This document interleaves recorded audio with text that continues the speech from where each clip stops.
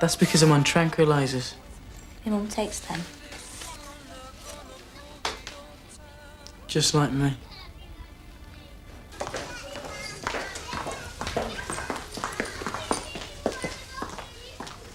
Hello? Can I have a drink of water?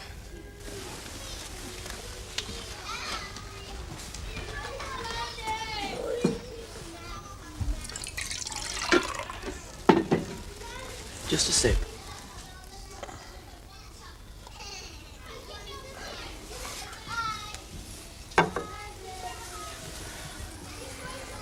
It feels funny. Have you got a mirror? I wouldn't bother for a bit. Why? Do I look awful? No, you look lovely. The dressing's quite nice, really. Gary? Don't go. I'm back in 2 ticks.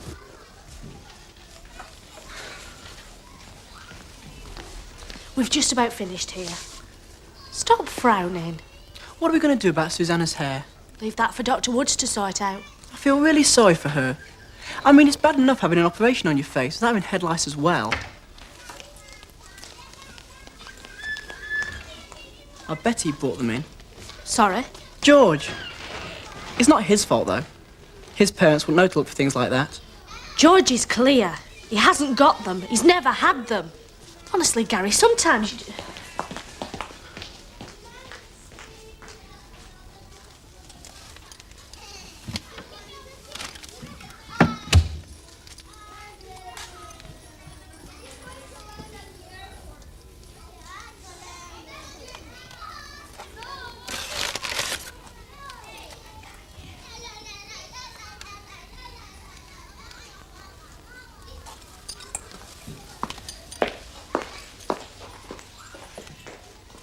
I wondered if you'd like these. They'll go to waste if nobody can. Come on, Mrs. Brooke. Everything seems pointless now. I can't keep hoping. Every time I walk down that corridor, I imagine her sitting up in bed and chattering about some record she's just heard on the radio. I even thought I heard a voice the other day. My heart nearly jumped into my mouth. I don't know what's the matter with me. Look, it's not a disease of the brain or a mental illness. It's a problem. He drinks to cope with a problem. Can you tell? But he needs special psychiatric treatment to sort it out. I don't know what to do with him. To be perfectly honest, all we really do is give minor tranquilizers as a substitute to help depress the central nervous system. We do this for 10 days and then wean them off gradually. Thank you.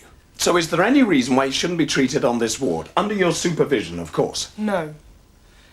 He's going through a rough time. Let's face it, he'd be happier here. That's not what you said last time. I know, every case is different. I thought he'd be better off in the unit. I was wrong. Look, I know that he almost certainly needs to attend a unit that deals with destructive drinking. But for the moment, why can't he be where he wants to be? I'll have to speak to McEwen. All right. Yep. Thank you. You're wonderful. Absolutely wonderful. Well, you can take me to see Jungle Book if I'm so wonderful. All right, you're on. Outside the cannon, 7:30. Jungle Book? Right, Billy. You're back. Yay, brilliant! Go on, scram, you two. I want a word with Billy the Kid. Smart one. I never realized you were so popular. Neither did I. If you foul up, it'll be on my head, so don't let me down. I won't. I promise. You better keep that promise, because I'm going to hold you to it. One wrong move, one step out of line, and I'll be down on you like a ton of bricks. Do you understand? Yes. I'm trusting you. Don't you forget it. Dave. Thanks. Get all that, did you, Keeley? Saki. Hello. Hello, Darren. You better now? Yes, thanks. I've come to read a story. I've written it myself. That's lovely. Well, he might not be. It's the first one I've ever done, except for at school. I thought I'd read it to Fiona, sort of try it out. Do you want me to go away? I'll read it as fast as I can. It's all right. You take your time. I want a word with Dr. Woods, anyway.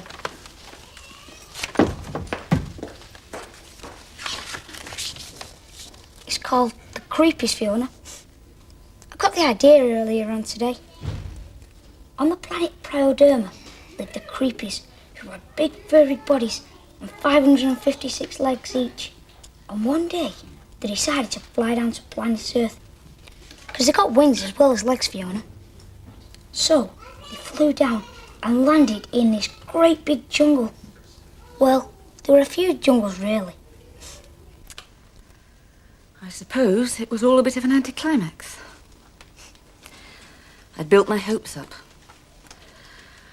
I thought that when she heard Bruno Brooks in person, she'd wake up. Well, you hear of it happening, don't you? Very rarely. But I think if we're truthful, that's what we all thought. Or at least wanted. Are you all right now? Not really. I've been trying to get hold of Fiona's father all morning. I've left messages for him everywhere, but... Still, I expect he'll phone me this evening. And so, they crept about all over the jungles. Nobody could hear them, and nobody could see them. But they weren't really bad. In fact, the Creepies weren't bad at all. They just looked horrible. Because of all the legs. Then, the king of Prioderma, he was the biggest creepy. He sent a message for them all to go back home because there was a big football match on and one of the creepies was playing centre forward. And they never came back again. Hope you liked it, Fiona. I hope you heard it. You can tell me what you thought of it when you're better.